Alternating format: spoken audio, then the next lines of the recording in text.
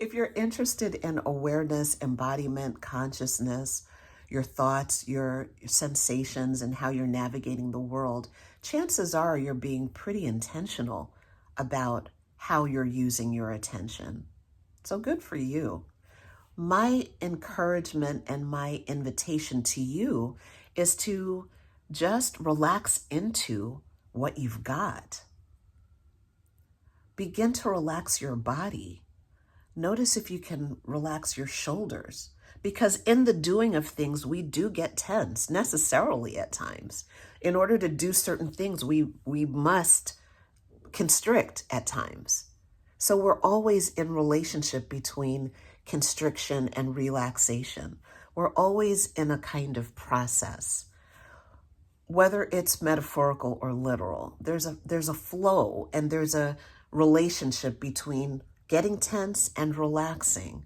And what I find interesting is there's a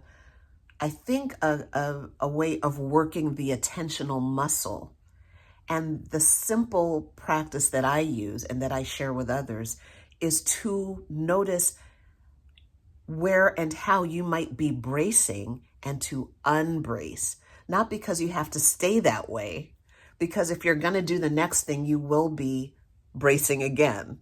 But it's just a way to train the muscle of your attention and to notice more and to come back to right now.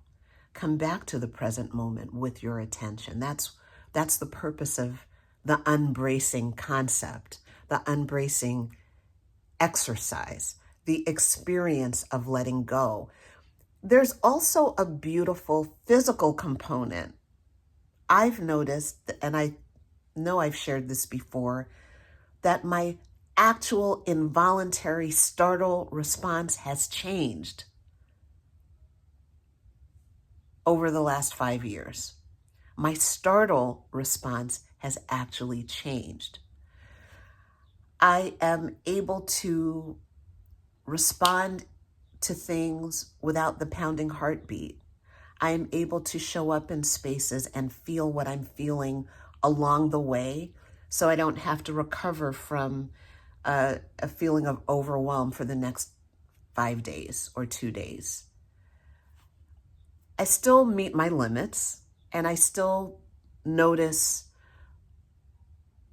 my boundaries. There are places that I cannot go still, obviously. And I notice that when I come up against the new boundaries, yes, I still have to recover. And I still have to tend to myself. To me, this is what compassion is made of. Compassion is noticing. Compassion is responding. Compassion is tending. Compassion is noticing more. Compassion is noticing, oh, that person looks like they need a blah, blah, blah. Or I'm noticing, oh, shoot, I think I might need a blah, blah, blah. Like I might need a minute. I might need a breath. I might need to stand. I might need water. I might need air. I might need to go outside. I might need to stretch my limbs. I might need to walk. I might need to connect with someone. Someone might need to connect with me. Sometimes we're feeling that. We're feeling that. We may or may not have the capacity, the energy, or the time, or I think time is usually energy, to respond to those quiet things that pull us, those quiet promptings that we receive about what we should be doing in the world or could be doing in the world. So as we deepen into an embodiment practice, we are able to pay more and more and more attention to what life is prompting us to do. And we can hear those prompts a little bit more regularly and clearly. And then slowly we build up the capacity and the energy to answer, because we can hear it, but sometimes the weight of life is so heavy that we can't necessarily respond to what we hear.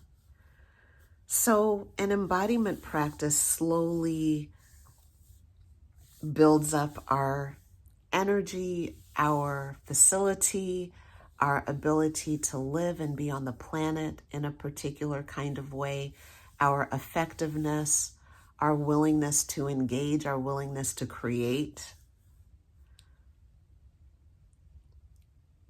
It's amazing. Wherever you are with things, be there.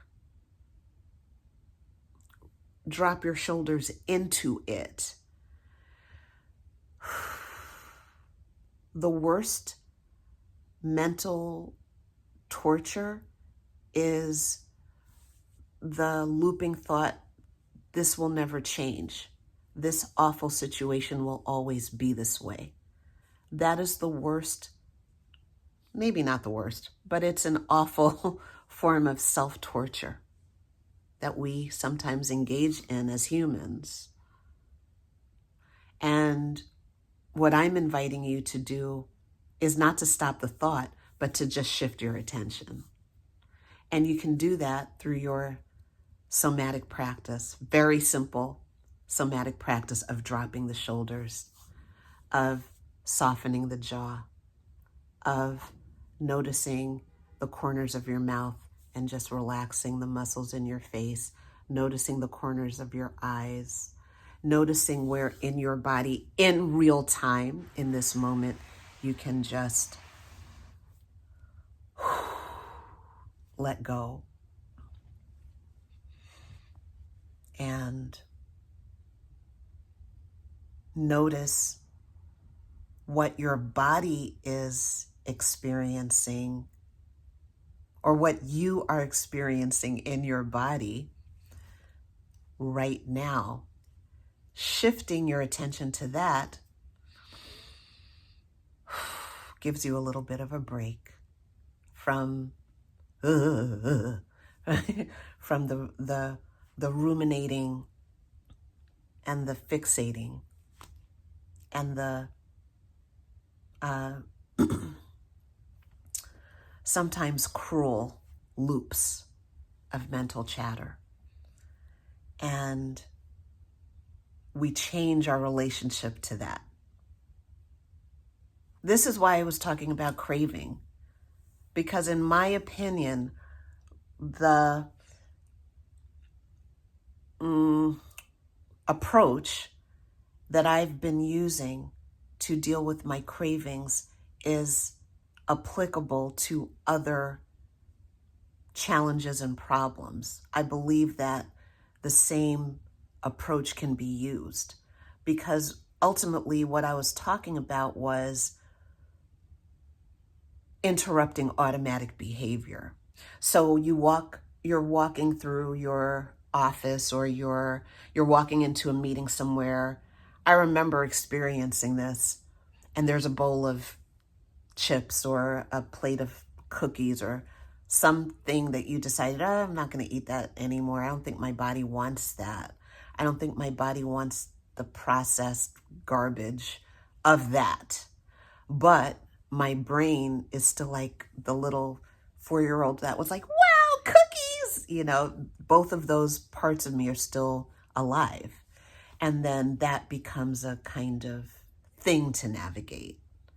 What I've learned in the years since I've begun this process is that the kind of automatic response that I have to something that I'm seeing or hearing is something that I can create space inside of that experience. So I can see something that sparks a negative reaction, or I can see something that sparks a reaction of, I want that, or craving, or whatever. Or I can hear something that is disturbing to me, that I disagree with. And depending on my capacity for witnessing this thing, I may have an immediate response before I even know what's happening. The words have escaped from my mouth, or before I know what's happening, I've just grabbed the thing and shoved it in my mouth, or whatever it is. The distance between the trigger and the response to the trigger, that's the physical therapy that I've been doing. And that's what I've been describing on this channel in 2026. In my videos, I think I probably have 3 videos about craving.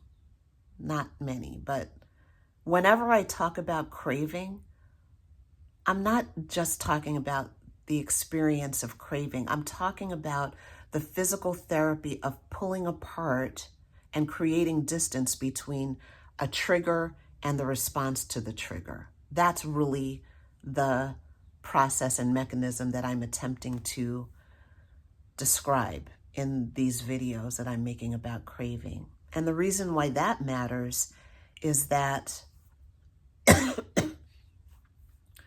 the same process can be used to increase, expand your experience of having power, having agency, having choices, and being able to ease yourself into spaces where you remember that and you can kind of see a pathway. It may not be a very long path. It may just be the next few steps that you need to take, but you can see it. You can see the next 5 or 6 or 8 steps. You may not see the next 10 miles, but you can see enough to say, okay, I can take a few more steps here without talking yourself out of it. When you start to build capacity for action, it's very empowering and exciting. You feel hopeful. You feel like you're engaging with your own power and agency in a new way. Just looking at the mechanism, looking at the actual technical steps that we need to take to expand our experience of ability, facility, capacity, agency, power, resource management, etc. I think that's enough words for now. So thank you for being with me for a few minutes. Thank you for hanging out with me. And as always, check the notes under this video to learn about my things, all the things. I will see you again next time. Bye-bye.